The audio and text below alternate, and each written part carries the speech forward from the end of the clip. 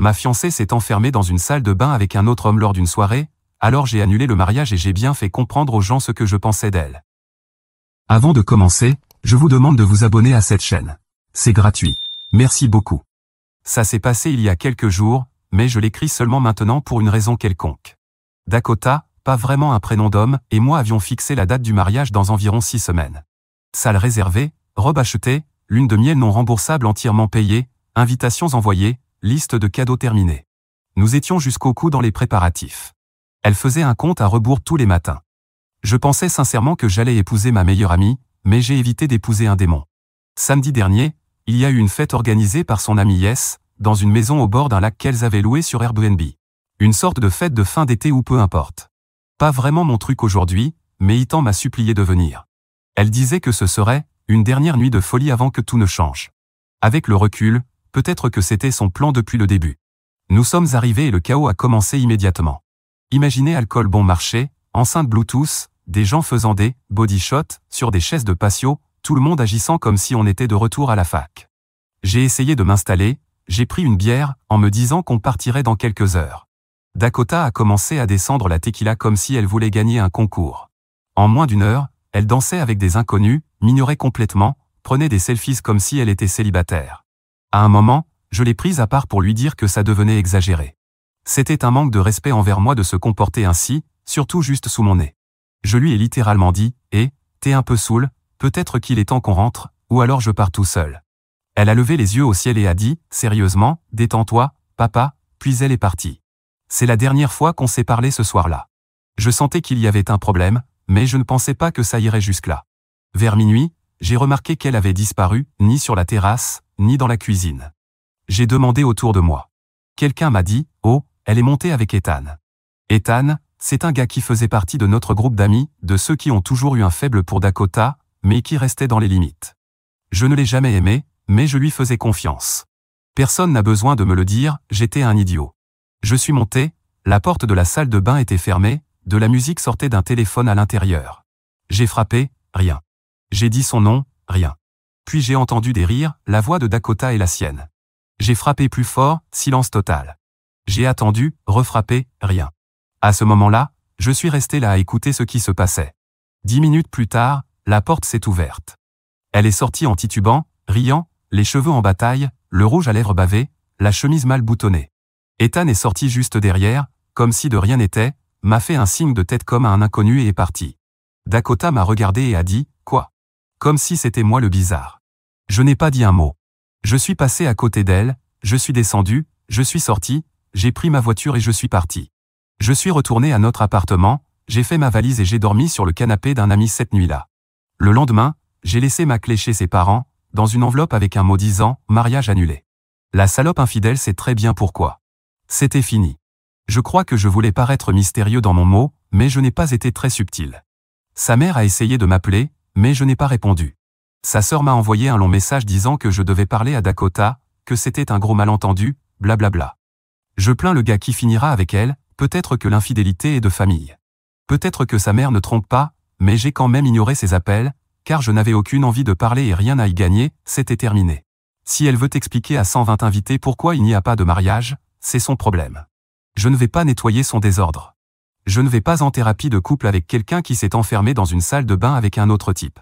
Je n'ai pas dit un mot depuis cette nuit-là. Je l'ai bloqué partout, je me fiche de sa version de l'histoire. Tout ce que je sais, c'est que j'étais fiancé à quelqu'un que j'aimais, à qui je faisais totalement confiance, et qu'elle a tout gâché en une seule nuit, puis elle m'a ri au nez comme si ce n'était rien. Qu'elle aille se faire voir. Je ne vais pas être le mec calme et patient qui pardonne tout et se fait piétiner en retour. Qu'elle explique tout à sa famille. Moi, je suis parti. Mise à jour 1.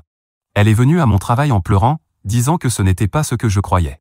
Avant d'en venir à la mise à jour, je veux répondre à ceux qui disent que j'aurais au moins dû attendre pour entendre sa version. Mais quelle version peut-il bien y avoir à raconter sur ce qui s'est passé? Les seules personnes qui pensent qu'il y a une explication sont soit des amateurs de cornes après les avoir astiqués le matin, soit des trompeurs eux-mêmes qui ont besoin que les autres croient à leurs histoires. Bref, je n'avais pas prévu de donner de nouvelles. Honnêtement, je pensais que c'était fini. Rupture nette, plus aucun contact, sa famille gère toute l'histoire du mariage pendant que je disparais. Mais Dakota n'a pas compris le message avec ma note l'appelant trompeuse. Elle est venue à mon boulot ce matin. Je travaille dans un petit bureau tranquille, du genre où on apporte des donuts et où on chuchote entre les cloisons. Mes collègues savaient que j'étais fiancé. Certains allaient même au mariage, mais ils savaient aussi qu'il était annulé. Alors imaginez leur tête quand elle débarque, l'air détraqué, et dit « Je peux te parler, s'il te plaît ?» Elle n'a même pas demandé à l'accueil, elle est juste entrée. Je suis sorti avec elle parce que je ne voulais pas d'une scène qui gâcherait les donuts de qui que ce soit. On est allé sur le parking et, dès qu'on a été hors de vue, elle s'est effondrée en pleurant pour préparer je ne sais quelle absurdité. Elle m'a dit « Ce n'était pas ce que tu crois. Ethan et moi n'avons rien fait. On parlait juste et on ne voulait pas qu'on nous interrompe. » J'étais saoul et j'ai eu tort de ne pas penser à ce que ça donnerait comme image. S'il te plaît, ne jette pas tout à cause d'une seule soirée stupide où il ne s'est rien passé, je te le jure. Je crois que mon ex-fiancé a dû aller dans la même école où on apprend les excuses débiles destinées aux idiots qui pensent que tout le monde a moins de neurones qu'eux et va gober leurs mensonges, comme si toute la scène à laquelle j'avais assisté ne suffisait pas à comprendre qu'il mettait du supplément épicé dans le taco. Je suis resté planté là pendant qu'elle parlait, en pensant seulement à ses rires derrière cette porte fermée pendant que je frappais, et au regard suffisant d'Ethan quand il est passé devant moi comme si je n'existais pas. Alors je lui ai dit Cash, je sais que tu as réfléchi longtemps à cette excuse, mais elle ne fait pas le job. C'est quoi la suite? Tu vas me dire que vous révisiez pour un TP de biologie? Elle a essayé de dire autre chose, une excuse ou peu importe, mais je l'ai coupé d'un grognement. Je lui ai dit que c'était fini, point. Que je me fichais de ce qu'elle avait fait avec Ethan dans cette salle de bain, tout ce que je savais, c'est qu'on était fini, et que j'étais content que ça arrive maintenant. Je ne voulais pas avoir l'air d'un idiot à mon propre mariage pour découvrir plus tard qu'elle me trompait. Elle a essayé de dire que le mariage était payé, que les invitations étaient envoyées, et que ce serait gênant pour nous deux de l'annuler, que les gens pourraient dire du mal de nous. Je lui ai répondu que je trouvais plus gênant d'épouser une femme dont les sous-vêtements, quand ils tombent, laissent un trou dans le sol, et que la seule personne qui allait avoir honte ici, c'était elle, quand tout le monde apprendrait que le mariage avait été annulé parce qu'elle était une salope infidèle. Tout le monde au bureau a essayé de ne pas regarder quand je suis revenu. Mais ouais, c'était méchamment gênant. Je suis allé directement à mon bureau, j'ai mis mon casque audio et j'ai essayé de me concentrer sur autre chose. Mais je tremblais, mes mains n'arrêtaient pas, l'adrénaline m'a frappé en retard. Et le pire, c'est que quelques heures plus tard, j'ai reçu un SMS de sa mère disant que Dakota n'allait pas bien après notre rencontre, et que nous devrions tous nous asseoir pour parler et terminer les choses comme des adultes. Je lui ai répondu qu'elle avait terminé les choses en faisant des trucs d'adultes, comme dans un film pour adultes. Et je sais exactement comment ça se serait passé si j'avais fait la même chose, elle m'aurait détruit la vie sans cligner des yeux. Eh bien, il est temps de lui rendre l'appareil. J'ai toujours la bague, elle est dans la boîte à gants de ma voiture. Je compte la mettre au clou, parce que je n'en ai aucune utilité. Elle me semble bon marché, même si elle ne l'est pas, alors autant en tirer de l'argent. Mise à jour 2. J'ai découvert que ce n'était pas la première fois. Apparemment, ma fiancée menait une mission secondaire pendant tout ce temps, et moi je n'étais que l'option sûre. Je croyais que le pire serait cette nuit-là à la fête. Je pensais que la salle de bain, la porte verrouillée, son regard quand elle m'a vu là, je croyais que c'était la trahison ultime. En fait, ce n'était que l'acte d'ouverture. Ça fait une semaine que j'ai annulé le mariage et coupé tout contact avec Dakota. Je garde mes distances, je reste chez un pote, qui me nourrit essentiellement de bière et de plats à emporter jusqu'à ce que je recommence à fonctionner normalement. Au moins, il y a du positif, je ne peux pas me plaindre de mon régime. Mon téléphone est devenu un champ de bataille, avec des appels et messages à propos de l'annulation. Comme je n'ai pas envie de beaucoup parler, je me contente de répondre par message. Et maintenant, j'ai une réponse par défaut, demandée à la salope infidèle qui le fait sale dans les salles de bain. Je sais, très mystérieux de ma part.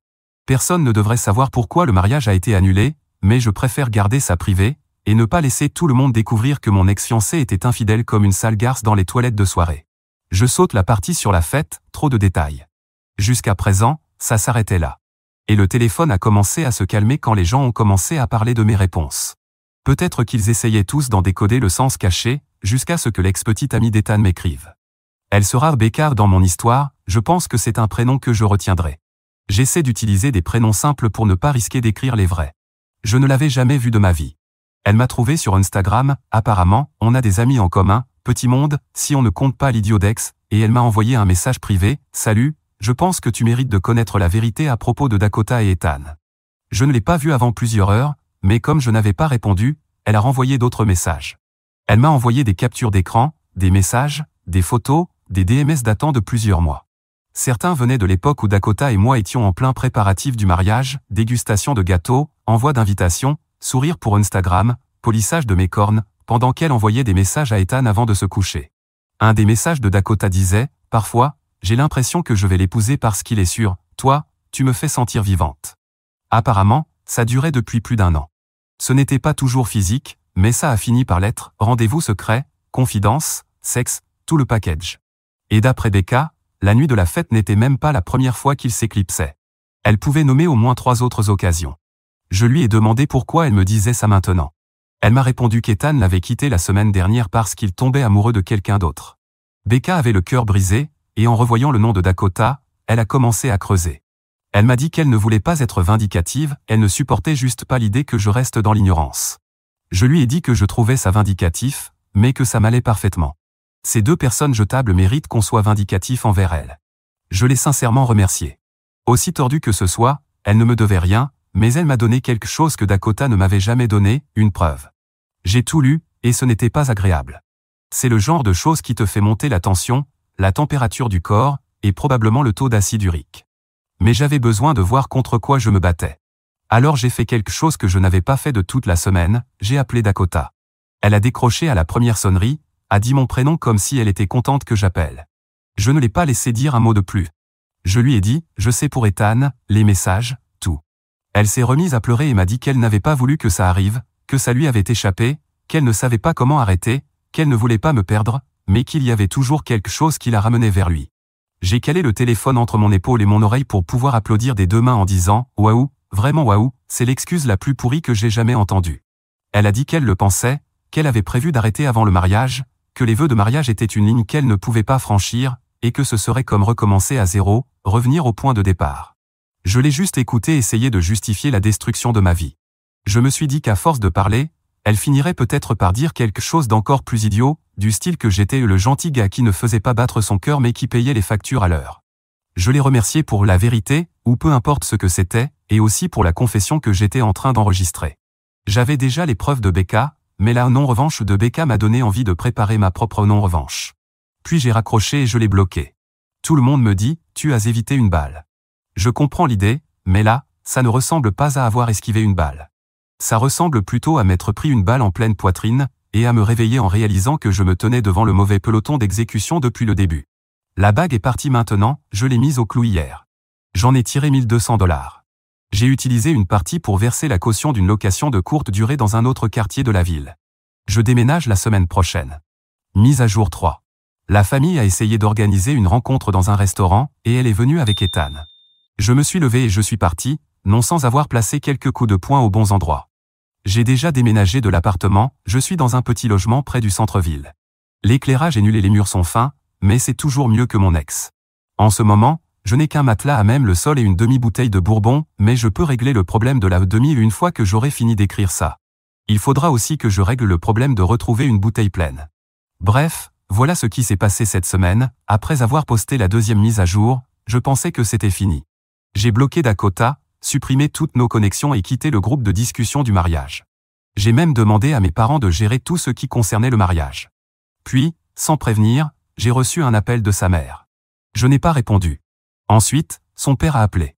Puis sa sœur m'a passé un appel vidéo. Comme je n'ai répondu à aucun d'eux, j'ai reçu un texto « On veut te parler, s'il te plaît, juste un repas. On peut te rendre l'argent du mariage. » Là, ça devenait intéressant, donc j'ai accepté, pour voir quelle était leur proposition d'argent. Je ne m'attendais pas à ce qu'ils me rendent tout, mais au moins une partie. Déjeuner, terrain neutre, lieu public. C'est moi qui ai choisi l'endroit, une pizzeria au feu de bois près de mon nouvel appartement. Pas question de manger leur bouffe à eux, ce serait mon repas. À mon arrivée, ses parents étaient déjà là. Sa mère s'est levée pour me serrer dans ses bras, les yeux rouges. Son père ne me regardait pas dans les yeux. Ils avaient tous les deux l'air épuisés, comme s'ils n'avaient pas dormi non plus. Ils ont commencé sur un ton doux, « Merci d'être venu, on est vraiment désolé, on ne savait pas que ce genre de choses se passait. » Puis sa mère a lâché, « On veut juste parler de la suite. » Je suis resté figé, la suite. Elle a dit qu'ils espéraient toujours que je puisse passer outre avec Dakota, qu'elle se faisait aider, qu'elle allait en thérapie, qu'elle était prête à assumer ses responsabilités. Et là, avant que je puisse dire un mot, je le jure sur Dieu, Dakota est entrée dans le restaurant avec Ethan. J'ai failli renverser la table. Ils sont arrivés ensemble comme si de rien n'était. J'ai dit à ses parents, pas à elle, vous m'aviez dit que ce serait une conversation, pas un guet-apens. Je suis venu pour mon argent, et à la place, j'ai eu 2 gros sacs poubelles. Sa mère avait l'air paniquée. Son père a fini par parler, disant qu'il ne savait pas qu'elle amènerait Ethan. Ce à quoi j'ai répondu, bon, alors juste un sac poubelle. Mais Dakota m'a coupé et a dit, assez fort pour que tout le restaurant entende, tu dois entendre les deux versions. J'ai dit, j'ai entendu vos deux versions quand vous étiez aux toilettes, je vous ai entendus tous les deux, même si je ne sais pas de quel côté il était, devant toi ou derrière toi. Tout le monde nous regardait. Le serveur s'est figé avec un plateau de coque à la main. Puis Ethan a enfin ouvert la bouche et a eu le culot de dire, frérot, je pense que si tu la laissais juste parler. Je l'ai coupé, pourquoi tu ne la fermerais pas, frérot? Ethan me regarde et dit, je sais que tu es en colère parce que ta fiancée a préféré être avec moi, mais la violence ne va rien résoudre. Ce à quoi j'ai répondu, enlève ce sourire de ta face, parce que si tu crois que tu gagnes ici, j'ai une mauvaise nouvelle pour toi. Non seulement tu finis avec une femme infidèle qui couche avec n'importe qui dans les toilettes de fête, mais en plus tu es avec quelqu'un qui hésite encore à revenir vers moi. Sors-toi la tête du cul, on est ici parce qu'elle veut revenir avec moi. Mais t'inquiète pas, tu peux tout garder, ce n'est pas comme si j'étais intéressé par quelqu'un comme ça. Il s'est énervé, je ne sais pas si c'était parce que tout le monde regardait ou parce qu'il commençait à réaliser que j'avais pas mal raison. Alors il a commencé à me pousser, disant, écoute, petit idiot, ta fiancée était avec moi ces dernières semaines pendant que tu croyais qu'elle voulait revenir, alors réfléchis encore. À la 3e ou 4e poussée, que je considérais déjà comme une agression, je lui ai mis un coup de poing en pleine figure, ce qui l'a fait chanceler. Et quand il est tombé, je lui ai dit, reste à terre, petit idiot. Une table voisine, pleine d'ados, s'est mise à crier, frappe-le avec une chaise, mais ça aurait été considéré comme force excessive. Si cette loi n'existait pas, je l'aurais frappé avec le plateau et les coques. Le père de Dakota m'a dit de me calmer, mais je lui ai répondu que j'avais aussi quelque chose pour lui, et il est sorti du restaurant. Finalement, je suis parti. Le seul truc que je regrette, c'est que je ne peux probablement plus y retourner, mais si quelque chose a été cassé ou autre, j'espère qu'ils feront payer Dakota, Ethan, ou ces deux parents idiots qui restaient juste là debout. Est-ce que c'était une soirée positive? Je ne sais pas, faisons le bilan. Je ne peux probablement plus manger là-bas, négatif. Personne ne m'a remboursé pour le mariage, négatif. J'ai frappé Ethan et je l'ai humilié devant tout le monde, positif. Je soupçonne le père de Dakota d'être cocu, neutre. Peut-être positif. Mon avocat dit qu'on peut poursuivre mon ex-fiancé pour qu'elle paie ma part du mariage, gros positif. Ça fait du 2 contre 3, donc ouais, je dirais que ça valait le coup. Mise à jour 4. Je n'ai pas parlé à Dakota depuis cette embuscade au restaurant. J'ai bloqué tout le monde, elle l'était déjà, Ethan, sa sœur, son canari, tout le monde. Je suis resté discret, travaillant, essayant de me concentrer sur autre chose que de me saouler tous les soirs jusqu'à m'effondrer. Honnêtement, je commençais enfin à me sentir mieux. Puis, la semaine dernière, j'ouvre ma boîte aux lettres et je trouve une grosse enveloppe épaisse, lettres dorées, sans adresse d'expéditeur. Je l'ouvre, et je me mets à rire. À l'intérieur, il y avait une petite carte brillante qui disait « Vous êtes cordialement invités à célébrer les fiançailles de Dakota et Ethan. » Non seulement ils se marient, mais en plus ils m'ont envoyé une invitation à leur fête de fiançailles juste par pure mesquinerie. Pendant plusieurs jours, je ne savais pas quoi en faire, mis à part les implications légales. L'invitation est restée sur mon plan de travail, je n'arrivais pas à la jeter. Puis mon pote, le même qui m'a hébergé sur son canapé quand tout a explosé, passe chez moi, voit l'invitation et, sans hésiter, me dit « Tu devrais y aller ».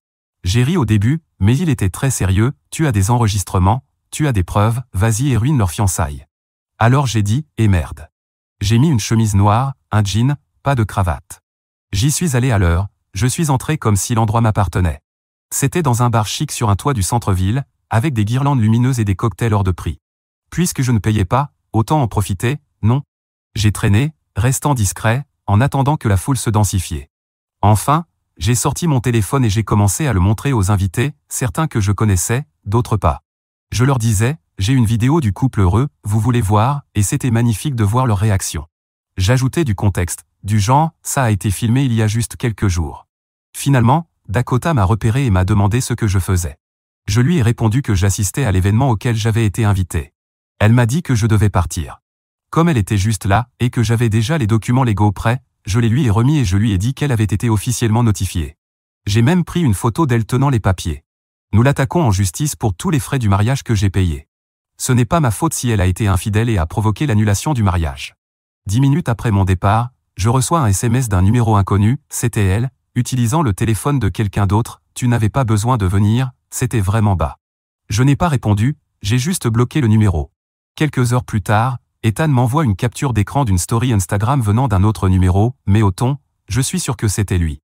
C'était une photo de Dakota et Ethan coupant un gâteau, avec une légende du style « L'amour triomphe », sauf qu'aucun des deux ne souriait. L'ambiance était clairement bizarre, et pas seulement à cause du bleu sur le visage d'Ethan. Ils ont désactivé les commentaires 1 heure plus tard. Je me suis bien amusé, et ce n'est que le début. Mise à jour 5. Ethan et Dakota ont essayé d'utiliser mes préparatifs de mariage pour leur propre mariage, allant même jusqu'à tenter de modifier les vols de lune de miel, mais mon avocat a tout bloqué. Oui, le mariage d'Ethan et Dakota a été reporté car ils n'ont pas pu profiter de mon organisation pour économiser de l'argent. Mon avocat a tout stoppé par un avis formel, puisque l'argent provenait de mon compte. Ça ne couvrait pas tout, mais une bonne partie. Ils ont aussi essayé de changer mon vol de lune de miel, mais ce n'est pas quelque chose que l'on peut faire facilement, même si je ne l'avais pas payé moi-même. En plus, Dakota est poursuivie pour les frais engagés. Une fois qu'elle m'aura remboursé, elle pourra réserver le lieu et les prestataires elle-même, c'est un peu comme si elle devait racheter ma part pour continuer. Sauf qu'il y a un petit détail, la date est déjà passée et nous n'avons trouvé aucun accord. Tout est donc tombé à l'eau, et elle me doit toujours l'argent. C'est vraiment dommage que nous n'ayons pas pu régler ça à l'amiable avant la date. Ainsi, elle aurait pu tout utiliser et j'aurais récupéré mon argent. Mais dans les semaines précédant le mariage, j'étais très malade, souffrant d'une grave détresse émotionnelle qui m'a empêché d'évaluer clairement son offre. Maintenant, elle ne veut plus négocier et compte aller au tribunal, mais si elle perd, elle devra aussi payer mon avocat. Et ce n'est même pas la chose la plus folle qui se soit passée dans toute cette histoire. Loin de là. Parce que malgré tout, ils prévoient toujours de se marier, même s'ils n'ont pas encore fixé de nouvelles dates. Vous vous souvenez du restaurant de pizza? L'un des serveurs, qui avait assisté à toute la scène, et comment aurait-il pu ne pas la voir, en a parlé au propriétaire. Ce dernier, par solidarité avec moi, a décidé de poursuivre Ethan en justice. Il le tient pour responsable d'avoir provoqué la bagarre, car avant qu'il n'arrive, je discutais cordialement avec les parents de Dakota. Et ce n'est pas tout, ils m'ont même contacté pour me dire que je pouvais revenir quand je voulais. Ils envisagent même d'accrocher ma photo en tant que boxeur sur leur mur, aux côtés d'autres légendes locales. Je ne vais pas mentir, j'aurais aimé qu'ils scellent l'affaire avec au moins une pizza gratuite, mais je crois que je deviens gourmand. Donc, Ethan devra payer, et je peux reprendre ma place dans le monde. J'en oublie presque que j'ai encore un procès en cours contre Dakota. Mise à jour 6. La pizza, quand je suis retourné au restaurant, avait le goût du paradis. C'était comme s'ils avaient compressé la terre du jardin d'Éden dans une pâte ronde, recouvert le tout de fromage, et ajouté quelques anchois. Je sais, certains n'aiment pas ça, on me le répète souvent. Pire encore serait d'y mettre de l'ananas. Ces gens mériteraient une peine capitale, et leur dernier repas ne devrait surtout pas être une pizza à l'ananas.